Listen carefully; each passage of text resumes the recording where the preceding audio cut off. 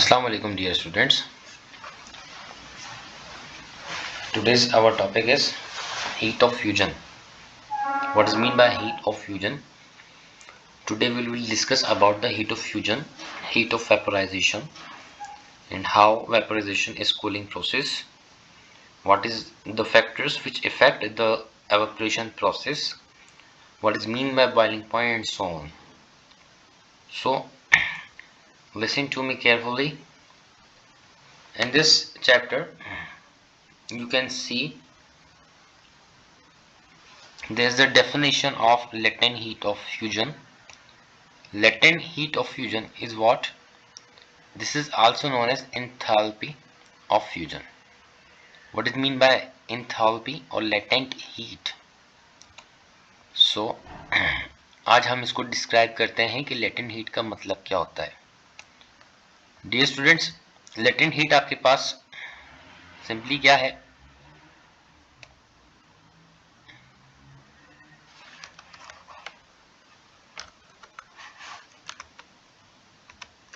इसको हम डिस्कस कर. लेटेंट हीट देखें, मैं यहाँ लिख देता हूँ उसकी डेफिनेशन ताकि आपको अच्छे से समझ में आ जाए. लेटेंट का जो मतलब होता है उसका मतलब होता है हिडन. ठीक है, हिडन, छुपा हुआ. सो अगर आप लेटेंट हीट की बात करते हैं तो ये इस तरह की हीट होती है जिससे सब्सटेंस का, जो भी आप सब्सटेंस इस्तेमाल कर रहे हैं, टेम्परेचर इंक्रीज. मैं असली रोमन में लिख रहा हूँ ताकि आपको समझ में आ जाए, इंग्लिश में भी आ जाएगा, मुझे उम्मीद है. इंक्रीज नहीं होता.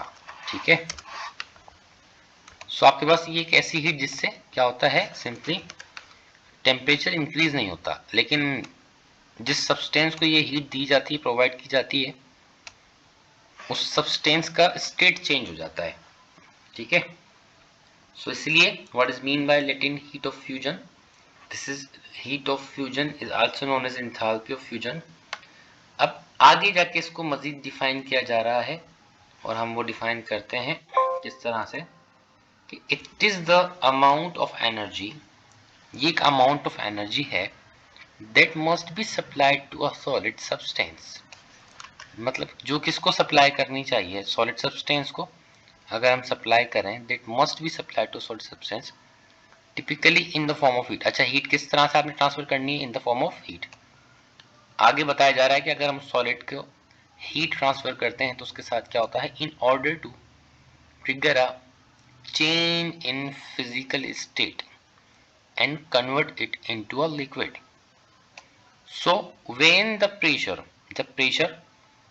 of the environment is kept constant, जब environment का जो pressure है वो क्या रहे, constant रहे, इस कंडीशन में सॉलिड को लिक्विड में कन्वर्ट करने वाली जो हीट, जो एनर्जी होती है, उसे कहा जाता है heat of fusion.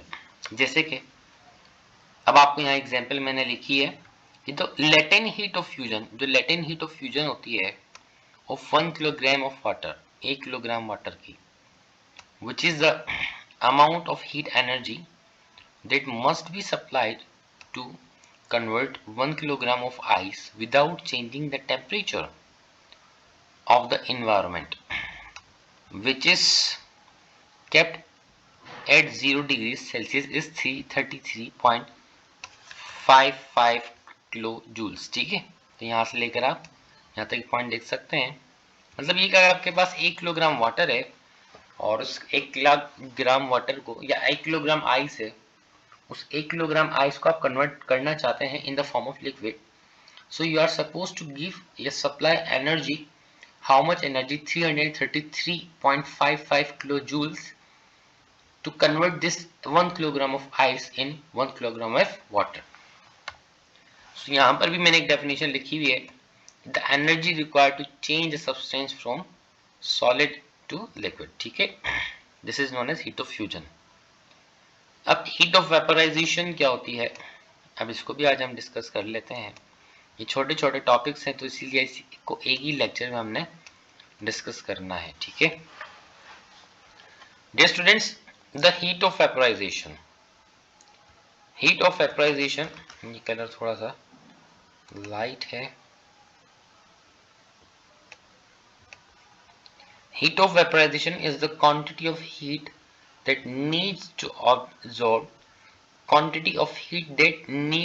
absorb to vaporize a particular quantity of liquid at a constant temperature.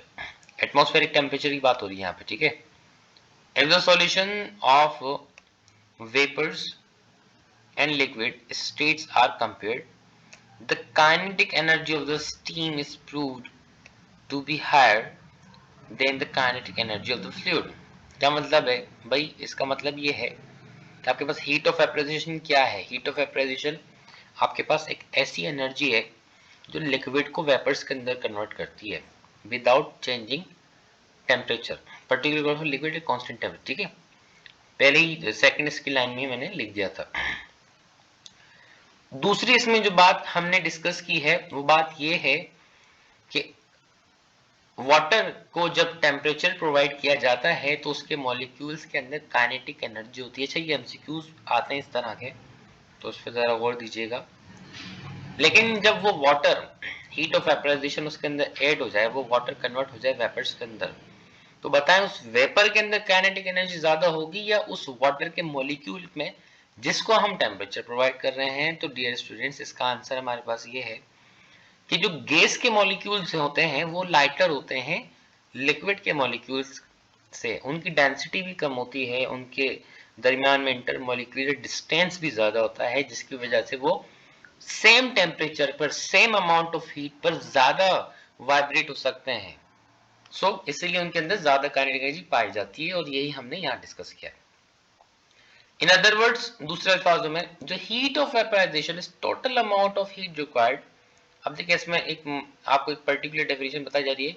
Heat of vaporization क्या है students? Heat of vaporization is the total amount of heat required. मतलब हमें heat required to turn a particular quantity of water, turn a particular quantity of liquid या water into vapor without any rise in the temperature of the fluid. ठीक है. सो इस तरह से हम heat of vaporisation को डिफाइन कर सकते हैं. मतलब आपके पास आप वाटर है, उस वाटर को आपने वेपर्स के अंदर कन्वर्ट करना है, तो आप जितनी हीट उसको दें, फर्ज करें वो 10 जूल है. अब 10 जूल के ऊपर जो वाटर आपके पास था वो वेपर्स के अंदर कन्वर्ट हो गया. So this 10 joule is the heat of vaporization of this water at gear condition. ठीक है. आगे क्या कहता है कि हीट ऑफ वेपराइजेशन फार्मूला हमारे पास क्या है. देखो, हीट ऑफ वेपराइजेशन जो होती है ना, बेस्ड करती है based on entropy and enthalpy of vaporization and relationship among them. The heat of vaporization. अच्छा, एंट्रोपी क्या होता है?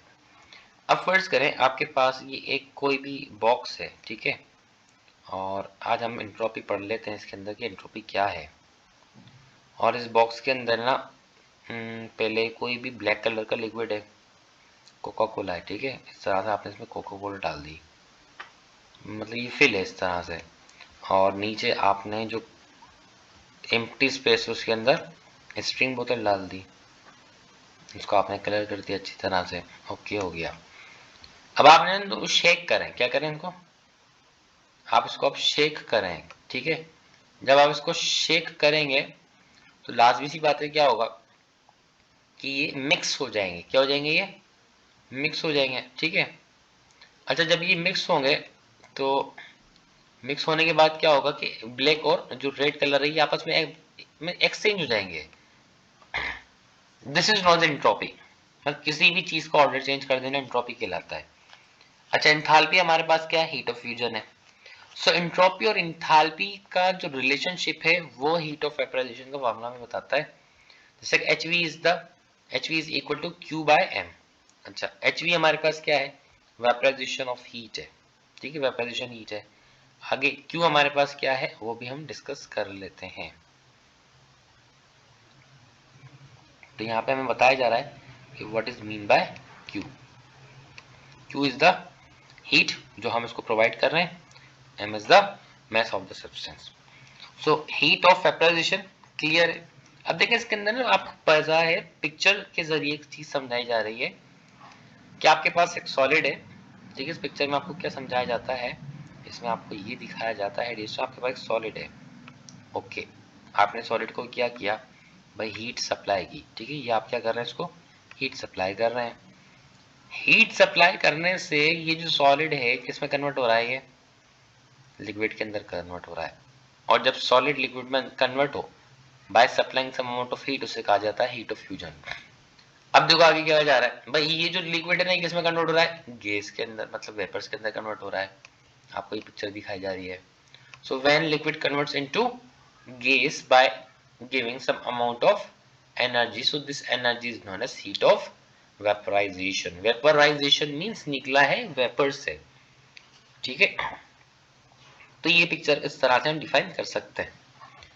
evaporation process is the next topic. The process in which the water changes from liquid to gas or vapor form is known as evaporation. ये evaporation होता है। अब इसका मैंने डिफरेंस यहां इसलिए लिखा है ताकि आपको अच्छी तरह क्लियर हो जाए। ओके, अब हम इसको डिस्कस करते हैं। It takes place without supply having external heat source. अच्छा, it only takes place without on supply external heat source, ठीक है। क्या मतलब इस बात का, इस बात का मतलब ये है कि जो ही बॉइलिंग, अच्छा आप देखो आपके पास है ना कोई भी वाटर बॉइल जब होता है कि जब उसको 100 डिग्री सेल्सियस टेम्परेचर दे दिया जाए, बॉइल होने के बाद वो किस में कन्वर्ट होता है, वेपर्स के अंदर, और वो चीज एवापोराइजेशन होती है। लेकिन वो बॉइलिंग जब हम वाटर करते हैं तो बॉइलिंग होते वक्त उसको टेम्परेचर रिक्वायर होता है। क्या बगैर टेम्परेचर के, बगैर हीट के बॉइल हो सकता है? नहीं। लेकिन आप बॉइल हो गया, बॉइल होने के बाद छोड़ दो, टेम्परेचर बंद कर दो देना, उसको आप चूल्हा बंद कर दो, लाजमी सी बात है क्या होगा, उसमें से वेपर्स तो निकल रहे होंगे, इसका मतलब एवापोराइजेशन अभी भी हो रही होगी। तो इसलिए यहाँ कहा जा रहा है कि आपका जो एवापोरेशन है, एवापोरेशन को जरूरत नहीं है, किस चीज की जरूरत नहीं है भाई, उसको कोई सोर्स ऑफ हीट दिया जाए, लेकिन बॉइलिंग होती है। अच्छा, it occurs at any temperature boiling point. आपके पास है ना जो एवापोराइजेशन होती है वो 100 डिग्री सेल्सियस से कम टेम्परेचर पे भी हो सकती है, लेकिन जो बॉइलिंग होता है वो 100 डिग्री सेल्सियस पर ही होता है। इट कॉजेस कूलिंग, ये कूलिंग करता है। कैसे करता है आगे जाकर डिस्कस करते हैं। It do not cause cooling, it is relatively slow. अब आहिस्ता आहिस्ता भाप उड़ के बनता है, लेकिन आप देखते हैं कि कुछ ही सेकंड्स, कुछ ही मिनट्स के अंदर आपका जो वाटर है वो बॉयल हो जाता है। So it is relatively fast then evaporation. It takes place only at the liquid surface. Evaporation कहाँ होती है भाई, सिर्फ लिक्विड में ही होती है। It takes place throughout the liquid. आप, अच्छा, थ्रू आउट द लिक्विड का मतलब ये है कि आप ना किसी भी चीज को बॉयल कर सकते हैं। जैसे अंडा बॉयल करते हैं, किसके जरिए करते हैं, पानी में डाल के करते हैं, तो इसलिए यहाँ लिखा है कि थ्रू आउट द लिक्विड। तो लेकिन पानी में जब आप अंडा एग बॉईल करते हैं तो क्या एग में से वेपर्स निकलते हैं? नहीं। तो इसलिए लिखा हुआ है कि it takes place only at the liquid surface. लेकिन आप अंडा बॉईल कर सकते हैं, किसके जरिए कर सकते हैं, पानी के जरिए कर सकते हैं। अच्छा, जब एवापोराइजेशन होती है कि उसके अंदर बबल्स बनते हैं? नहीं। लेकिन जब बॉइलिंग होती है तो उसके अंदर बबल बनते हैं। आइए अब हम समझते हैं कि how evaporation is cooling process, क्योंकि कहा जाता है कि ये कूलिंग प्रोसेस है। पता है होता क्या है, होता आपके पास ये है, फर्स्ट करें डियर स्टूडेंट्स, आपके पास है ना एक कुछ भी चीज है जिसके अंदर क्या है, वाटर है। आपने क्या रखा, इसके अंदर वाटर रख दिया, ठीक है, और फिर आपने उसको सम अमाउंट ऑफ हीट दिया। आपने ये हीट दे दिया, ठीक है।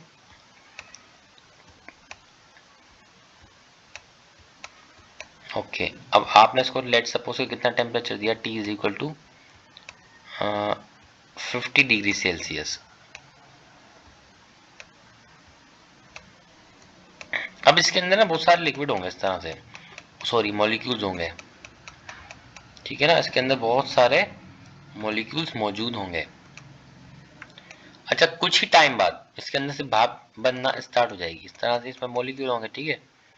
ये वाटर है आपके पास इसके अंदर कंप्लीट, इसमें से क्या बनना स्टार्ट हो जाएगी, भाप बनना स्टार्ट हो जाएगी। अच्छा देखिए, फर्स्ट करें ये आपके पास एक चाय का कप है, चाय का कप जब आप गरम गरम चाय उसमें डालें तो उस तरह की भाप निकलती है उसमें से, जी हाँ, मतलब वो एवापोरेशन हो रहा होता है। जब चाय ठंडी हो जाती है तो एवापोरेशन होता है? नहीं। पता है क्या होता है एवापोरेशन में? लिक्विड के जो भी हायर एनर्जेटिक मॉलिक्यूल्स होते हैं वो बजरिया वेपर्स बाहर निकल जाते हैं, जिसकी वजह से आपका लिक्विड कूल डाउन हो जाता है। अब फर्ज करें यहाँ पे ना कुछ मॉलिक्यूल से, ये मॉलिक्यूल है, ठीक है, अब इसकी हमारे पास है ना, फर्ज करें कितनी एनर्जी थी इसके अंदर भाई, 100 जूल थी। ओके, अच्छा कुछ मॉलिक्यूल ऐसे हैं कि जिनकी एनर्जी है 20 जूल, अभी उनके अंदर एवापोरेशन नहीं होगी। अब बाहर कौन सा वाला लिक्विड मॉलिक्यूल निकलेगा? ये वाला निकलेगा। जब बाहर ये वाला निकल जाएगा तो अंदर कौन से बचेंगे? ये वाले मॉलिक्यूल बचेंगे। जब कम एनर्जी वाले बचेंगे तो लाजमी सी बात है आपका जो लिक्विड होगा वो ठंडा हो जाएगा। सो इसलिए कहा जाता है कि evaporation is cooling process because the higher energetic molecules from the surface of liquid या from the liquid escapes, मतलब वो निकल जाते हैं उसमें से। तो इसीलिए आपको जो evaporation का प्रोसेस होता है वो कूलिंग प्रोसेस होता है, ठीक है। So I hope that you will understand the concept of heat of fusion, heat of vaporization, and why evaporation is cooling process and what is mean by evaporation. Thank you so much. Allah Hafiz. Take care of yourself.